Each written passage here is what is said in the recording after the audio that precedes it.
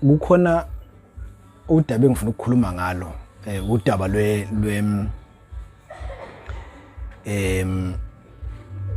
lwenkabi yakwaNongoma eyodubula elinye una kodwa yafika yadubula umfazi walo.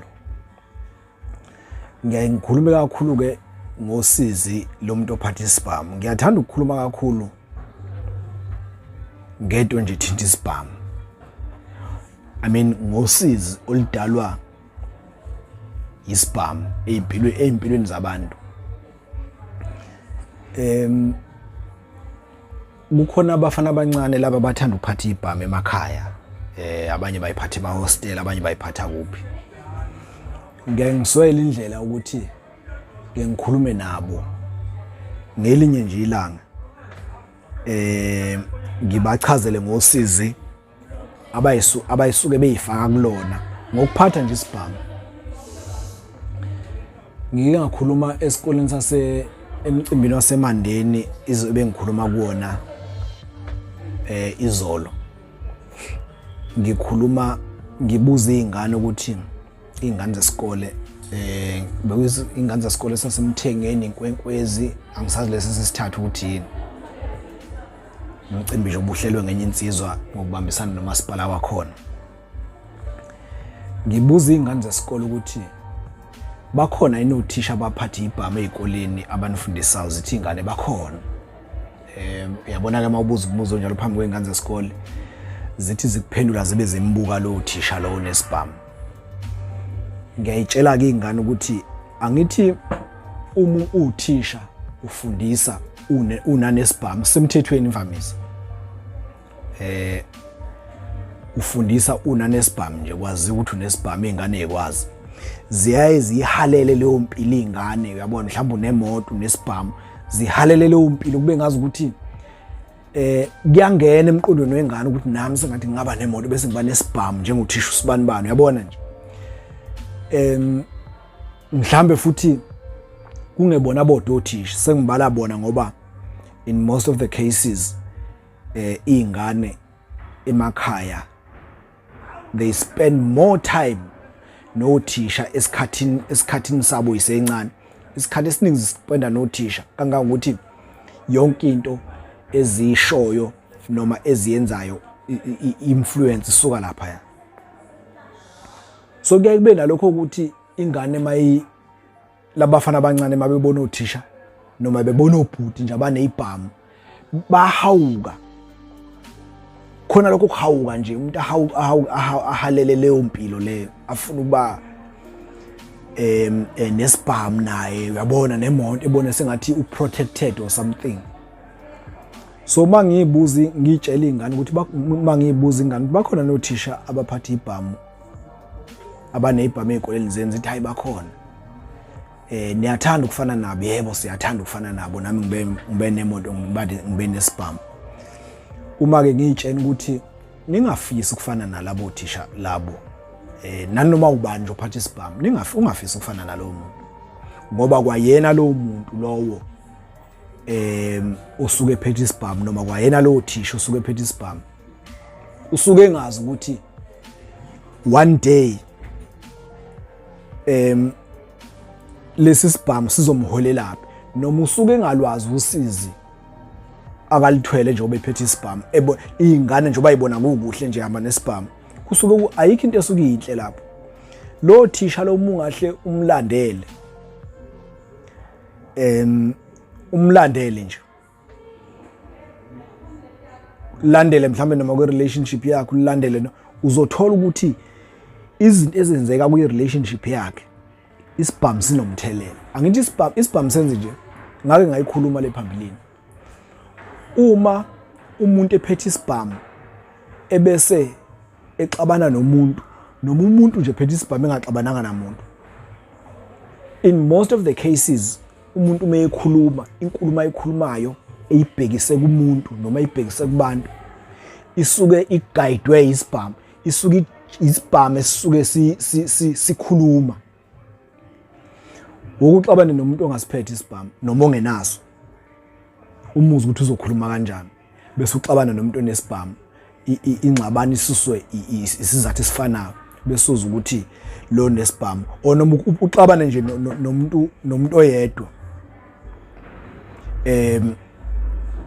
uxabane naye namhlanje phethe isibhamu mhlawumbe uphinde uxabane naye ngelinye ilanga engasiphethe isibhamu ubona ukuthi inkulumo zakhe ziyofana ngeke ifane. Abanye ke baye bethi hayi ibhamu siyithengele ukuyivikela. Insizwe ezisejele zaqala ukuthenga ibhamu kanjalo zithi hayi sifuna ukuyivikela nathi. Kwahamba zona lezi ibhamu ezayithengela ukuvikelwa zabathatha zabaphosa ejele. So uma nje uyingane yesikole ubona uthisha ephethe isibhamu umdabukile ubokwazi lo thisha usosizini. Mawubona nje umuntu ephethe isibhamu noma ubhuti wakho ngabubani ephatha nje isibhamu ubokwazi ukuthi khona usizo olukhulu yena angazi ukuthi uyifaka kulona. Well ke ibhamu ziningi izathu abantu abayithola abanye banamabhizinisi abanye banezitolo baqhekezelwe izitolo kuyaphoqa ukuthi begcine benezibhamu. Kodwa ke mina elami igama elilodwa nje ukuthi muphatha isibhamu sokuphetha usizi noma ngabe kuthiwa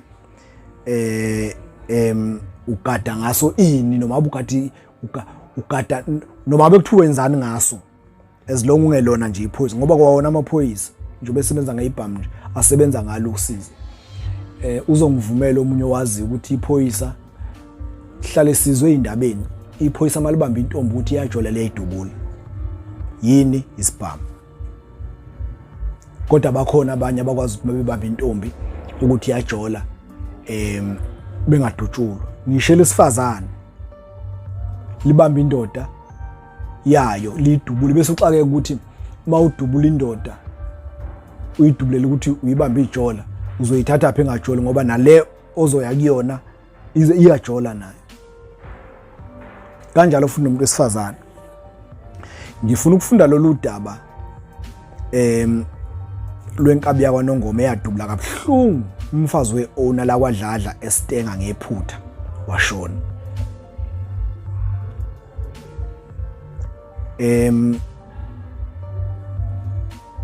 Lezi ndaba sifunda from MC Menzisto Media SA lapha ku Facebook.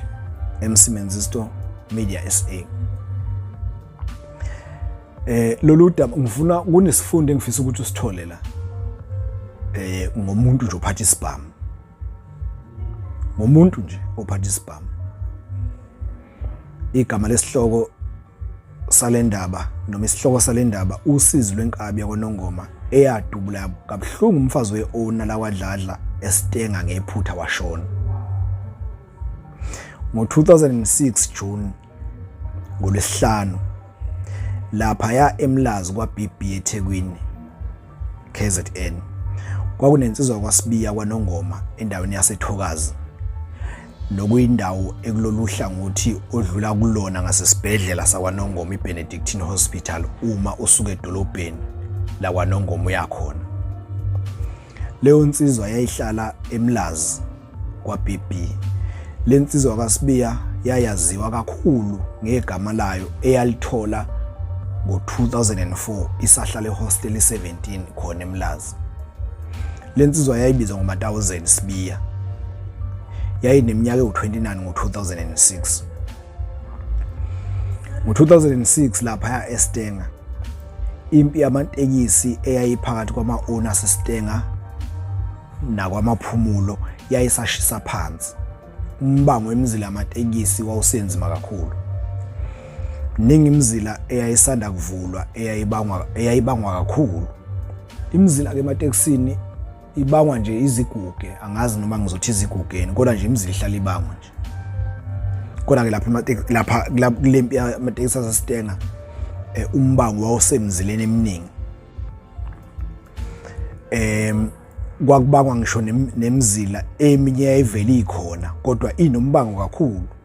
Omunye umzila owayinyama nowawunombango kakhulu kwakuyilowo owawusuka eStenga edolobheni uyeThekwini. Kulo mzila kwakunensizwa yakaDladla ngapha eMsinga eyayiona lamatekisi inamatekisi nayo asuka eStenga eThekwini. uDladla waseMsinga bayamaza abaningi ngesigameko owake wasenza emini ilanga libalele lapha eVerelem nokuyilapha adubula khona umfazi welinye iowner laseNanda owayexabene nalo. Wafika wambuza lo mfazi ukuthi uphi usibanibani, ebuza indoda yalo mfazi. Wathi lo mfazi angimazi, akashongo ukuthi uyapi. Lavele lamdubulela khona lokho leli owner. Kushuthi uDladla wasemsinga ngo-2006 wavele wamemezela ukuthi lapha eStenga sekuzimoto zakhe ezizolayisha iTheku. Wathi kuzolayisha imoto zakhe nje. Bayazi abaningi kulento yamatekisi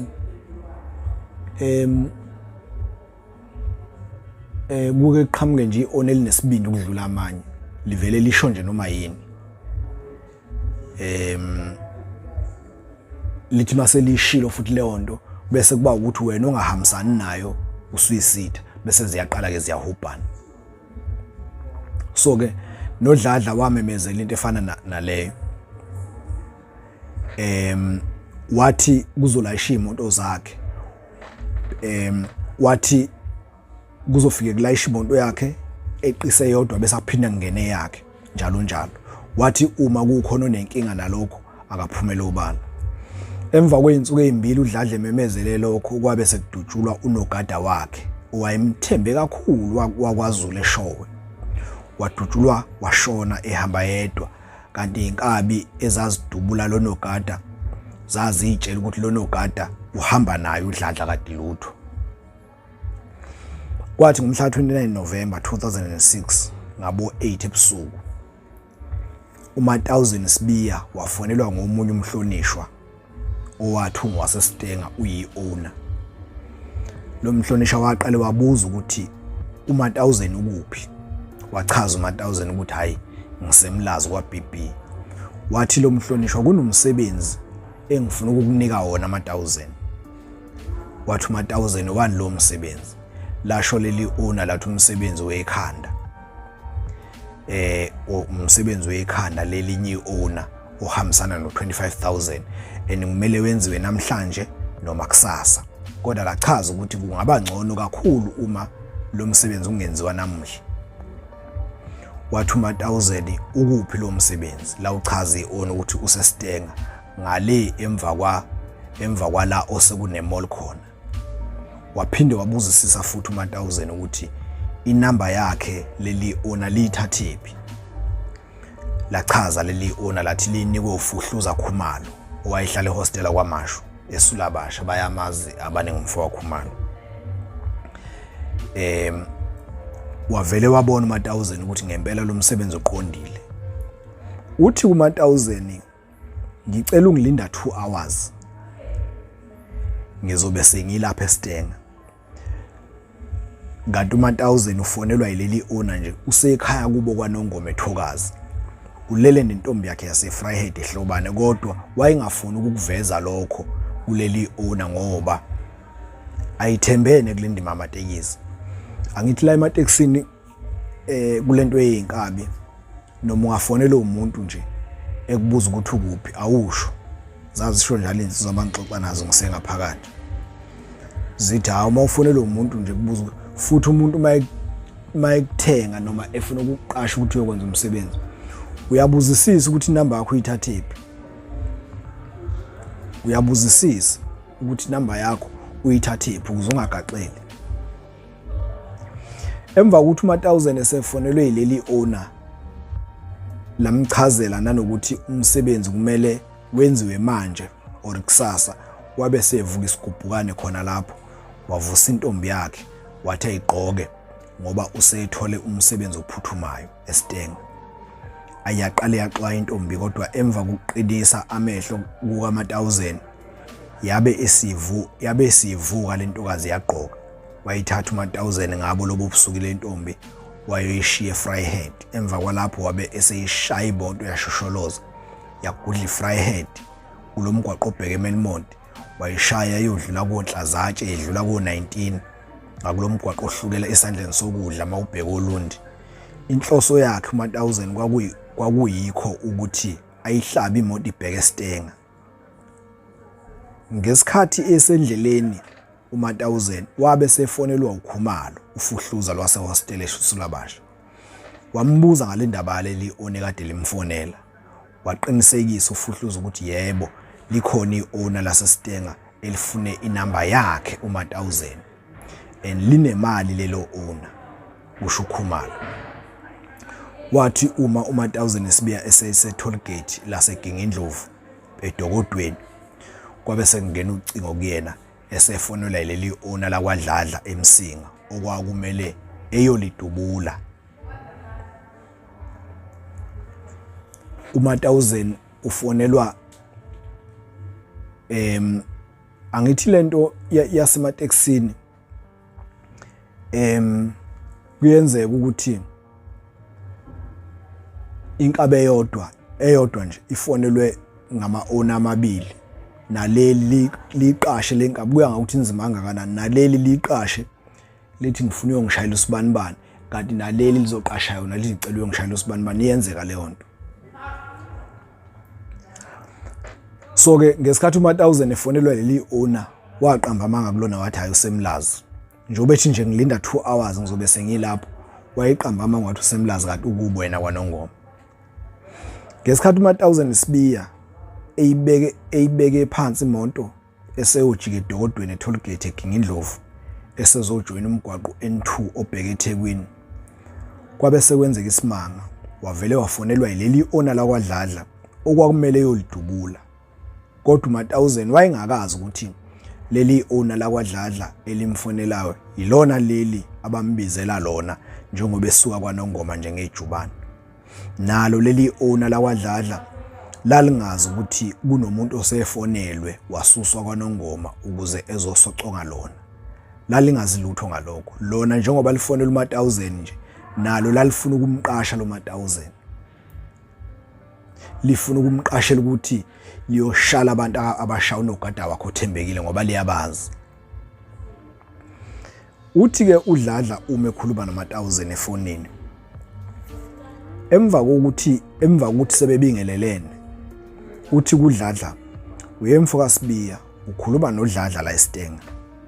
Inamba yakho nginikezwe umfowethu uDladla lona onendawo yokosinyama lapha ehostela kwaMashu. Uthe wena naye niyazana. Ayinanga impela wavuma umfoka sibiya ukuthi yebo bayazana noDladla lona obusiness ehostela kwaMashu. Ngaleso sikhathi ibusiness la kwaDladla lalingakabi lapha eCrossing kwaMashu la eselikhona njengamanje. Uthi ke uDladla kuMatawuzeni kungcono ke sotobe uma wazana nomfowethu. Empeleni wena ungusibari wami ngoba mina ngiganwe uMasibiya. Ayibaqala kanjalo kuMatawuzeni ukwazana noDladla. Njengoba impi yamantekisi yaseStenga yayishisa phansi ngalezo nsuku zikaNovember kubheke kuDisemba ka2006. Insizwa zazibulawa ubuginqiginqe emarenki ahlukene asebenzisa imizila ebangwayo esukela eStenga. Nosisho sonke umfokaNtuli nje naye wasala kuleyo mpi eyayidubulana bukhoma eStenga ngoNovember ka2006. noMatawuzeni wayeseke wathengwa kaningana ukuyosoconga kuleyo mpi. Wake waya kwamaphumulo wangoni eyoshaya i-owner lakwaNtuli kodwa waligeja lelo owner. Waphinde wayeverelem kulamajalidi angasemuva kwaserenki enkulu eyoshaya elinye i-owner laseverelem kwakuthiwa ubaba uMlwane ongasekho. Lapho owabanjwa khona uMatawuzeni ngamaphoyisa engakasebenzi waboshwa kodwa emva kwenzukwana wabuya waphuma. Ngeke sibaleke igigaba kaMatawuzeni la akabulala khona. Sibala lezi ezimbili ezingenhla ngoba akufanga umuntu kuzona. Uthi ke uDladla kuMatawuzeni sibari ngidinga insizwe nesibindi efana nesakho. Uthi ke uDladla ushilo umfowethu ukuthi nawe Matawuzeni unesibindi lese ngisifunayo. Uthi kuDladla bayiqhubeka ngisanda kulinyalelwa insizwa ekade ingigada lena yalapha yakwaZulu eShowe. Sengizwile ukuthi obani abayibulele. Manje ngifuna ungilungisele yena lo muntu obulale umntwana ngoba sengiyamazi futhi ngiyazi nalahlala khona. Ayiwabe sevuma uMatawuzeni wathi ayikho inkinga. Wabe esebuza ukuthi yena uDladla ufuna wenziwe nini lo msebenzi. Wathi uDladla ubefisa zingapheli insuku ezintathu kusukela manje. Uthi ke uMatawuzeni kudladla, yazi sibathi njengoba ngikhuluma nawe nje ngidlula oLundi ngibheke ekhaya kwaNongoma, kunomcimbi omncanyana nje engiyowenza kusasa, kodwa ngizobuya kusasa ebusuku, kusho uMatawuzeni esho nakhona eqambamanga. Vele ke izinkaba zilikhuluma iqiniso ngokuthi zikuphi, ayilokuthi nje nhlobo. Nangempela evuma uDladla ethi ngiyakuzwa Sibali ukuthi usendleleni, kulungile sizobuya sixoxe kusasa uma usubuya. Uma futhi ungenankinga ungasuka kwaNongoma ebusuku uvele udlule lapha kimi eStenga. Avuma uMatawuzeni esho ukuthi uzokwedlula noma ikanjani. Lapha ngikhuluma ngensizwa eyayifonelwe ngomunye umhlonishwa yathi kuyena isemlazi kanti kwaNongoma. Yathi mayifonelwa ngelinye iowner yathi idlula oLundi ibheke kwaNongoma. So kuphilwa nje kanjalo. Emva kwalapho ke wayishaya imoto uMatawuzeni eyidendebula ku-N2 ngenxa ke ukuthi uMatawuzeni wayethe kulomhlonishwa obefona ekuqaleni wathi usemlazi kwaBB la akaqashe khona. Wabe sethi lo mhlonishwa kuMatawuzeni ucela behlangane lapha eAvoca egarage lase-engine. Sizoligodla igama lalo mhlonishwa ngoba usekhona. Nangempela ngo-12:51 ebusuku, ngo-12:54 ebusuku uMatawuzeni wayesesegarage eAvoca eselinde lo mhlonishwa. Kwathi engakafiki lo mhlonishwa uMatawuzeni wabe selihloma kufuhluza Khumalo ucingo ehostela kwaMashu.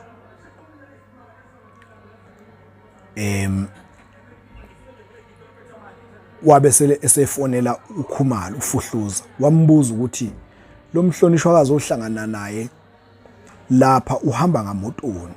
Wathi ufuhluza akanayo imoto eqondile lo mfolo lo mhlonishwa lo, uhamba noma ngayiphi imoto, kodwa angazi njenga namhlanje ukuthi yiphi imoto ahamba ngayo, kodwa ngingamfonela ngimbuze ukuze ngimtshele ukuthi wena usumlindile lapha egarage eAvoca uhamba ngamotoni. Nangempela ufuhluza wabe semfonela lo mhlonishwa, washo lo mhlonishwa ukuthi uhamba ngeveni elimhlophe. Emva kwalapho akuphelanga isikhathi esingakanani lasho langena iveni elimhlophe egarage. Qede lapho kwangena ucingo kuMatawuzeni sekufona yena lo mhlonishwa esho ukuthi usefikile egarage. Base beyabonana ukuqala nqa uMatawuzeni ebonana nalo mhlonishwa, bebonanela egarage eAvoca. Ngala uMatawuzeni kuleli owner la kwaDladla wayethe udlula oLundi ubheke kwaNongoma. Emva kokuxoxa isikhashana nje wabe esewukhipha u25,000 lo mhlonishwa wawunika uMatawuzeni ngoba wayewuphethe cash. Kwase kuthi ngenxa yokuthi uMatawuzeni akamazi lo muntu ozosocongwa futhi nomuzi orumqashi wakhe akawazi, kwabe sekuphoqa ukuthi lo mhlonishwa ehambe naye uMatawuzeni eyomkhombisa umuzi waleli owner elizosocongwa eStenga. Uthi ke uMatawuzeni bathi uma sebeseStenga washo lo mhlonishwa ukuthi leli owner elizobulawa ngelakwaDladla lapha eStenga lihlala nonkosikazi walo lona omusha owayesanda kuligana ngomhla ka-24 September 2006. Emva kokuthi esekhonjisiwe indlu uMatawuzeni uthi wabe sethi noma esengahamba umhlonishwa yena usezoqhubeka. Uqhubeka nje uMatawuzeni akalazi ona kodwa wazi indlu leli ona ayizolishaya akalazi. Ngalezi ayikhathi ke amafoni la nezithombe no WhatsApp ayengagcwele ngala ayingekho ngalezi ayikhathi. Akusafani namanje la khona ukuthiwa 1212 kubuye nesithombe somuntu. Izithombe eqala kwakusezithombe nje o-album ngalezi ayikhathi. Uthi kuMatawuzeni emva kokuthi sebefikile eStenga wabe sethi noma esengahamba umhlonishwa eyomlinda egarage uzongena yena kulomuzi enza umsebenzi bese behlangana egarage futhi uma eseqedile. Ikhathi zazi lapha ku1:30 entathakusa. Nangempela wahamba umhlonishwa wayoyilanda egarage lensizwa yakwaSibiya. uMatawuzeni wapaka imoto yakhe ekhoneni wase ehla ngeenyawo waqonda ngqo kuledlu yaleli owner. Le ndawo ilapha kanje eStenga emall ngemuva kulezi zindlu ezingamajalidi. Uthi uMatawuzeni wafike walunguza ngewindi kulendlu kwangabonakala lutho. Wasuka kuveranda wajikela emva walunguza phakathi ekamelweni. Ayikwangabonakala lutho futhi nakhona ngenxa ukuthi kwakumnyama futhi kukhona necurtains. Ulunguza nje uMatawuzeni uphethe isibhamu esikhulu kodwa usibambe ngendlela ukuthi kungabonakala ukuthi uhlomile. Uthi wathi esuka nje wavele wangqongqoza eminyango. Wangqongqoza wasiqinisa isandla kodwa hayi ngesankahlo. Emva kwesikhashana uthi uMatawuzeni kwabe sekukhanya ugesi ngale ekamelweni. Wabe esesuka yena eminyango weza ngapha ngasewindini, ewindini lase sitting room, efuna ukubona ukuthi ukhona yini umuntu ozoqhamuka ngapha ngasekamelweni ezovula umnyango. Uthi nangempela saqhamuka isithunzi sedlula. Nakuba kwangabonakali kahle ngenxa yecurtains, kodwa ngokwakhe uMatawuzeni uthi wacabanga ukuthi yindoda lezovula umnyango. Okwakusho khona ukuthi nguyena uDladla ngoba wayengeke uDladla esukumisa umfazi ethi akazovula umnyango kusebusuku. Emva kwalapho wabe sejikela kuveranda eminyango uMatawuzeni wamlinda khona lo muntu ozovula. Ngenxa ke ukuthi uMatawuzeni wayazi ukuthi lo muntu akazomsoconga la uyi-owner futhi uhleze ehlomile. Uthi akafunanga nokulinda ukuthi eze edlule noma ezevule ngoba kwakungenzeka evule bese egadla kuqala lo muntu ongaphakathi. Uthi uMatawuzeni wathi uma ephendula ukhiye nje ngaphakathi wavelwa yifaka esivalweni inhlamvu savuleka genge lezi zivalo. Lo muntu obevula wazosakazeka phansi ngomhlanje. Uthi waqhubeka nokudubula uMatawuzeni kodwa wabona emva kwesikhathi ukuthi lo muntu ofayo umuntu wesifazane. Wameqa ngaphezulu walunguza ekamereni wathola ngekho umuntu. Ngoba wathi mayibona ukuthi umuntu wesifazane lo wayeseyitshena ukuthi kushuthi indoda isekamereni. Wameqa ngaphezulu wawulunguza ekamereni wathola ukuthi nakhona akukho lutho. Emva kwalapho waphuma ngejubane wayongena emotweni yakhe wadla phansi. Wathi uma efika egarage kulomhlonishwa owayemlindile uthi wafike wathi usewenzile umsebenzi. Kwabe sekuhlukana indlela kanjalo. Yena uMatawuzeni wayihlaba imoto yakhe waze wayongena ehostel eKK eClermont. Wafike walala khona kwenye insizwa yangakubo. Nomhlonishwa lo wazihambela ngeyakhe indlela waziyela kwakhe ngoba wayehlala khona eStenga. uMatawuzeni makuthiwa akayodubula umuntu usefika udubula umuntu wesifazane. Uyabona futhi ukuthi umuntu wesifazane lo yamdubulile. Mayesebuya akasasho kulo ukuthi sekudubule kumuntu wesifazane njalo ngimtholanga lo muntu ebengiyomhlaba. Lo ebengiyomdubula ngisamtholanga sengidubula umuntu wesifazane. Akasakusho lokho. Yena nje wafika wathi hayi umsebenzi sengiwenzile kwakuphela kanjalo. Wathi ngakusasa ngomhla ka30 ngifuna ubuka ukuthi ezinye zezinto ezenza ukuthi abantu begcine beboshwa noma belinkwa nobufakazi becala noma belinkwa necala kusuke sekutholakala kanjani.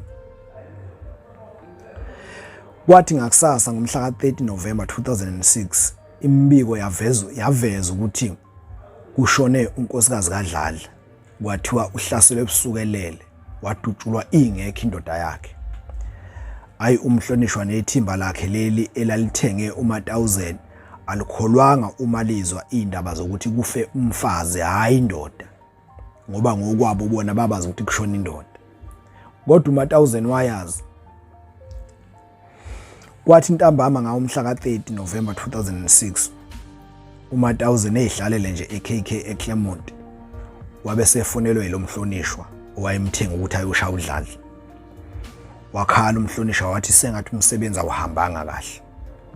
Wazibuzisa uMatawuzeni ukuthi umsebenzi awuhambanga kahle kanjani manje. Wathi usindile yini lo muntu ngoba phela yena wenze show ukuthi uqedile ngaye. uthi-ke umhlonishwa akuyena uDladla lo oshonile kodwa kufe unkosikazi wakhe. Ayiwaze ethukisa uMatawuzeni. Wasebuza kulo mhlonishwa ukuthi kwenzeke kanjani ukuthi uDladla esukumise umfazi ebusuku uma kukhona umuntu ongqongqozayo endlini ebusuku. Echaze lo mhlonishwa ukuthi uDladla kuthuka bengekho endlini. Lo mfazi obesukuma ezovula ubeyitshena ukuthi yena uzovulela indoda yakhe lezongena. Emva kwalapho ayibange sabamnandi ingxoxo yalo mhlonishwa noMatawuzeni ngoba lo mhlonishwa wakhala ngokuthi kumele etholakale khona manje uDladla ngoba usezoba ingozi kakhulu ke manje ngoba sekushona umfazi wakhe uzobona ukuthi kushuthi naye kufanele efe. Wathi uMatawuzeni ufuna omunye futhi u25,000 ngoba phela yena umsebenzi wenzile wafa umuntu. Ukuthi akubange kusaba uDladla lo udubulekile khona kodwa khona umuntu ufile ngakho ke yena ufuna omunye futhi u25,000. Saqala lapho ke isimo sashuba phakathi kaMhlonishwa noMatawuzeni. Kwathi ngomhla ka5 December 2006 wafona lo Mhlonishwa efonela uMatawuzeni. Ngaleso sikhathi uMatawuzeni wayesemlazi. Wathi lo Mhlonishwa kuMatawuzeni usuhlangene 25,000 ucela behlangane samhwe emnikeza ukuze kusheshe kuqedwe ngoDladla njengoba esadidekile nje esafelwe umfazi. Nangempela uMatawuzeni wasuka emlazi ehamba nenye insizwa yasoLundi kwaMthabela esigodini sasenhlazatshe nokuyiyona owayezosebenza nayo lo msebenzi wokusoconga uDladla. uMatawuzeni wabe esetshela lo Mhlonishwa ukuthi ucela behlangane kwaMashu estation ngabo7 ntambama. Nangempela kwathi ngabo7 ntambama ngalo lelo langa uMatawuzeni nomfowabo kaMthabela base bese station kwaMashu sebelinde umhlonishwa lo. Akuphela ngesikhathi esingakanani washo waqhamuka umhlonishwa ehamba yedwa. Uqhamuka nje usehamba ngezinyawo ngoba imoto wayeseyipake lapha yangase Shoprite kulama parking akhona. Kwaba ukubingelelana nje phakathi kukaMhlonishwa noMatawuzeni. Besanda kuxhawulana nje. Umhlonishwa exhawula uMatawuzeni nalensizwa ayihamba nawo. Sabe sesisuka isidumo. Kusho ukuthi uMatawuzeni nomfowabo kaMthabela njengoba basheshe bafika nje kwaMashu station. Umhlonishwa lo wabafica khona sebevele sebefikile. Babikelelana kwathi besanda kuxhawulana nje kwavele kwaba uphaqaphaqa. Kwadideka ukoji. Bathi uma bebheka ngemuva nangaphambili oMatawuzeni zonke into bazivalwe ngezibhamu sekugcwele amaphoyisa. Ababange besazi ukuthi kwenzakalani. Bathi uma bethi bayanyakaza uMatawuzeni nomfowabo kaMthabela abafuse egisa amaphoyisa abakhomba ukuthi bebeke izandla phezulu emakhanda bebamba amakhanda. Ngaleso sikhathi uMatawuzeni noMthabela babemi buqamama nje impela nemoto ababehamba ngayo. Wathi uma esebabhonya ngeziduli zezibhamu amaphoyisa ebalalisa phansi kwathiwa ngavuke lo Mhlonishwa engalali yena. Nangempela wavuka wamiswa eceleni. Abese eqala kamaphoyisa abakhahlela uMatawuzeni benomfowabo kaMthabela ethi abakhipha ibhamu. Ayibaphika abalala ngomhlane. Athi amaphoyisa iphi imoto abahamba ngayo.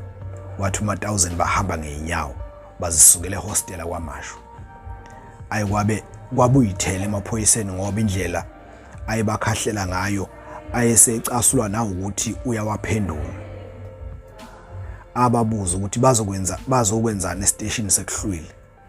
Ambhonya ngeziduli zesibhamu uMatawuzeni ethi akakhomba imoto abahamba ngayo. Wathi uMatawuzeni akanamoto yena futhi akakaze abe nayo imoto ngoba akasebenzi. Kwabe bayithele emaphoyiseni.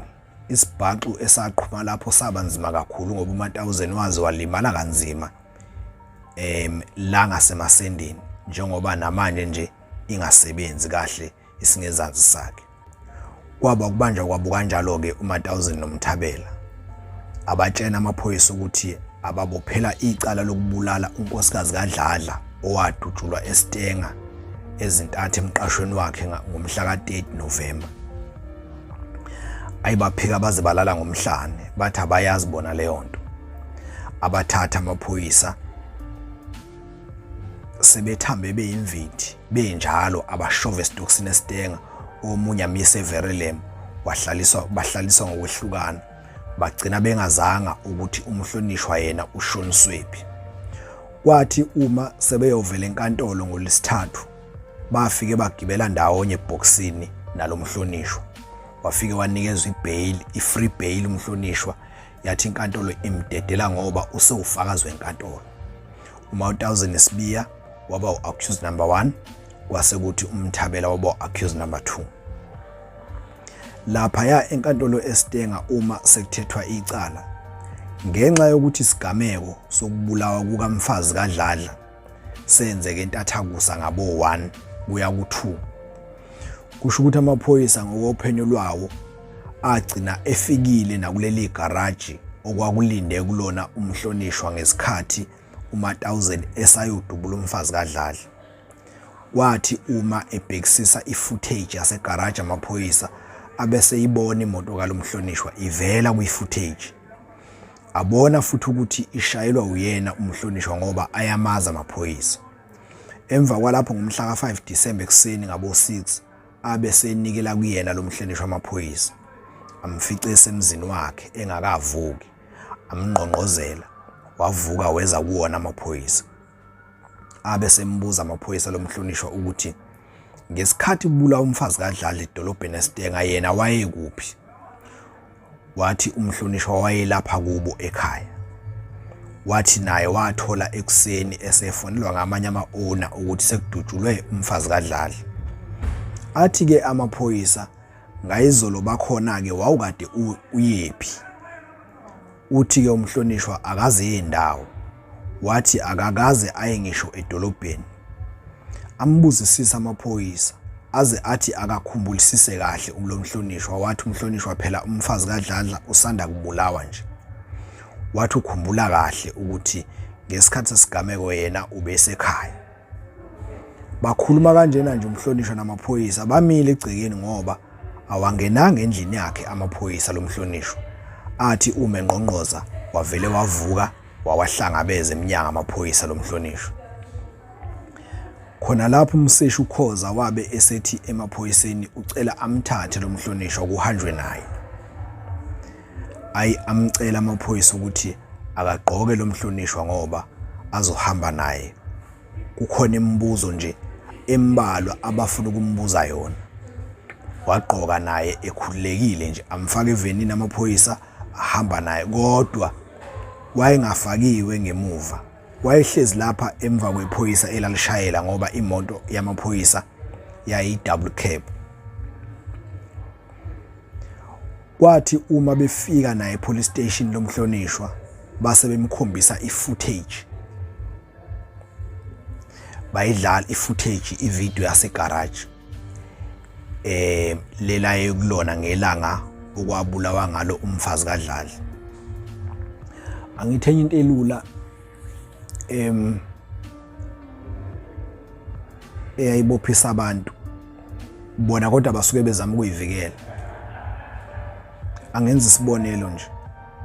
Asithi ngisedolobheni eRichards Bay bese kudutshulwa umuntu ngaleso sikhathi ngingazi lutho nami ngihambele. Uma sengibanjwa ngamaphoyisa ngelinye ilanga engithola kwaNongoma engibuza ukuthi ngangikuphi ngelanga kudutshulwa umuntu eRichards Bay bese ngisaba mina ukuthi ngangiseRichards Bay nami. Bese ngiqamba amanga ukuthi hawu angaze ngiye nje eRichards Bay kanti ngikhuluma nje amaphoyisa aphethe ubufakazi bokuthi ngempela ngangiseRichards Bay. Sengigaxeleke mase kunjalo. So naye lo mhlonishwa nje obethi wayesendlini ngesikhathi kudutshulwa unkosikazi kaDladla wayengasafuni ukuveza ukuthi wake waya ngisho edolobheni. Kwathi kuma befika naye lo mhlonishwa police station base bemkhombisa le footage bayidlala. Base bembuza ukuthi ubani lo vela la kwevideo. Waqala wajuluka umhlonishwa. kwancenza lapha emathangeni nasentanyeni kwaba njengomuntu ongathi engazenwaya. Abuza amaphoyisa ukuthi ubani lo mhlonishwa ovela lapha kwi-footage, ekabani imoto, ishayile ubani. Ayi wavele waphiswa umchamo umhlonishwa wazenza umuntu ongazi ukuthi akaboni ukuthi ubani lo owayevela kwi-video. Abe eseyizuma amaphoyisa imoto esondeza number plate kwathiwa akayifunde lo mhlonishwa. Wavele wabindeka wase ethi yena akasezokukhuluma, wathi usezokhuluma uma sekufike ummeli wakhe ngoba imibuzo abambuza yona akahlangani nayo. Kwabe kuseyilayile lo mhlonishwa emaphoyiseni ngalokho. Avela mgaxoza Nkosi amaphoyisa abese eqala ambhonya ke waze wacishwa wayichamela. Esimshayela nokuthi uphika, esemshayela nokuthi useyiphika ivideo uyayibona naye. Abe semshaka amaphoyisa lo mhlonishwa waze wacisha wayichamela, wathi uyawesabisa ngokuthi ewatshela ukuthi uyawazi wonke. Ayi avela aqala phansi amkhahlela, amshayela lapha nje church office, asithele naye ukuze kungabonakala ukuthi ayamshaya. Ayilokho embuze njalo ukuthi wenzelani ilima ngoba uyena lo ovela lapho kwi-footage. Emva kwalapho umseshi uKhoza wabe esethinta uphiko lweprovince ukuthi lize lizomsebenza lo mhlonishwa. Akuphelanga isikhathi singakanani afika amaphoyisa aqhamuka kwi-province, afika amthatha lo mhlonishwa ahamba naye. Akwazi ukuthi amenzani lo mhlonishwa ukuthi amenzani lo mhlonishwa lamaphoyisa, kodwa emva kokuthi esemthathile aya naye ngapha ngaseThekwini. Uthiwa wafika walikhipha lonke iqiniso waze wachaza nokuthi inkabi le akayithengile esho 1000 uthi isimfune omunye futhi 25000. Kwase ayisethi lamaphoyisa akayifonele lenkabi eyitshela ukuthi usuhlangene 25000, eyicela ukuthi behlangane ndawana thizeni ukuze ayinike imali yayo. Ingaleso sikhathi ke lapho khona lo mhlonishwa owafonela khona 1000 wamtshela ukuthi usuhlangene u25000. Wase ethi ke lo mhlonishwa yena no 1000 abahlangane kwaMashi station, kanti useya ekuboshweni kwakhe u1000. Imhlonishwa lo wayesevele sewa-organize amaphoyisa njengoba kade sichaza la ngenhla ukuthi ubupha kanjani no1000 amaphoyisa. Leli icala lagcina limgwebi lo1000 ngo-2007 July, lamshanga udilika jele. Umfo kaMthabela yena lamkhipha ngaphandle esehlala izinyanga ezu7 esitokisini. Umhlonishwa lamkhipha ngoba ube ufakazi wenkantolo. Kumanje 1000 ungaphakathi kwelinye lamajele aseGoli udonsa khona isigwebo sikadilika jele. Iyaphela le ndaba.